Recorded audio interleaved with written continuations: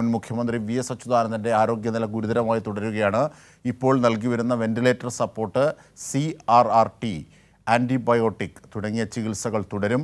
ആവശ്യമെങ്കിൽ ഉചിതമായ മാറ്റം വരുത്താനും മെഡിക്കൽ സംഘത്തിൻ്റെ തീരുമാനം. വിവരങ്ങളുമായി മാനസ ചേരുകയാണ്. മാനസ, ഈ CRRT, continuous renal replacement therapy, ഇതാണിപ്പോൾ നടത്തിക്കൊണ്ടിരിക്കുന്നത്. അത് തുടങ്ങിയിട്ടുണ്ട്. ഇപ്പോഴത്തെ സാഹചര്യം എന്താണ് വി.എസിൻ്റേത്?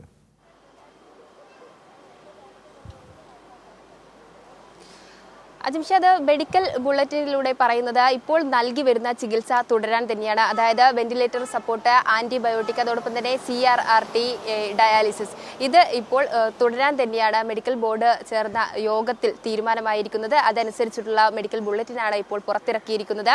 അല്പസമയം മുൻപ് ഇത്തരത്തിൽ തന്നെയായിരുന്നു ആരോഗ്യനില ഗുരുതരാവസ്ഥയിൽ തുടരുന്നു എന്ന അറിയിപ്പ് തന്നെയായിരുന്നു പുറത്തു വന്നത്. അതുകൊണ്ട് തന്നെ നിലവിലുള്ള ഈ ചികിത്സ തൃപ്തികരമാണ്. ഈ ഒരു രീതി തുടരാൻ തന്നെയാണ് മെഡിക്കൽ ബോർഡ് തീരുമാനിച്ചിരിക്കുന്നത്. അതോടൊപ്പം തന്നെ പറയുന്ന മറ്റൊരു കാര്യം എന്ന് പറയുന്നത്, ആവശ്യമെങ്കിൽ ഉചിതമായ മാറ്റം വരുത്താനും നിർദ്ദേശം നൽകുന്നുണ്ട്. അതായത് ഗുരുതരാവസ്ഥ തുടരുന്നു, അത് അതീവ ഗുരുതരാവസ്ഥയിലേക്ക് പോകുന്ന ഒരു ഘട്ടങ്ങളൊക്കെയും ഉണ്ടാകുന്നുണ്ട്. അത്തരം സന്ദർഭങ്ങൾ ഉണ്ടാവുകയാണെങ്കിൽ ഒരുപക്ഷെ വിദഗ്ധ ചികിത്സ അല്ലെങ്കിൽ ചികിത്സാ രീതിയിലുള്ള മാറ്റം അതൊക്കെയും തന്നെ ഉണ്ടാകണമെന്ന നിർദ്ദേശവും ഈ മെഡിക്കൽ ബോർഡിൽ അറിയിപ്പായി നൽകിയിട്ടുണ്ട്. ഈ ഒരു സാഹചര്യത്തിൽ അല്പസമയം മുൻപ് CPIM ജനറൽ സെക്രട്ടറിയും വി.എസിനെ നേരിട്ടെത്തി സന്ദർശിച്ചിരുന്നു. അതിലും അദ്ദേഹം പറഞ്ഞ ഒരു കാര്യം എന്ന് പറയുന്നത്, വൈദ്യശാസ്ത്ര സഹായം കൊണ്ടും ഒപ്പം തന്നെ വി.എസിൻ്റെ നിശ്ചയദാർഢ്യം കൊണ്ടും അദ്ദേഹത്തിൻ്റെ ആരോഗ്യനിലയിൽ നല്ല രീതിയിലുള്ള മാറ്റം ഉണ്ടാകുമെന്ന പ്രതീക്ഷ തന്നെയാണ് നിലവിൽ ഉള്ളത് എന്ന് തന്നെയാണ്. ആ ഒരു ഘട്ടത്തിലേക്ക് എന്തായാലും ആശ്വാസ വാർത്ത ലഭ്യമാകുമെന്ന് തന്നെയാണ് പ്രതീക്ഷിക്കുന്നത്. മാത്രമല്ല മരുന്നുകളോട് അദ്ദേഹം പ്രതികരിക്കുന്നുണ്ട് എന്ന് തന്നെയാണ്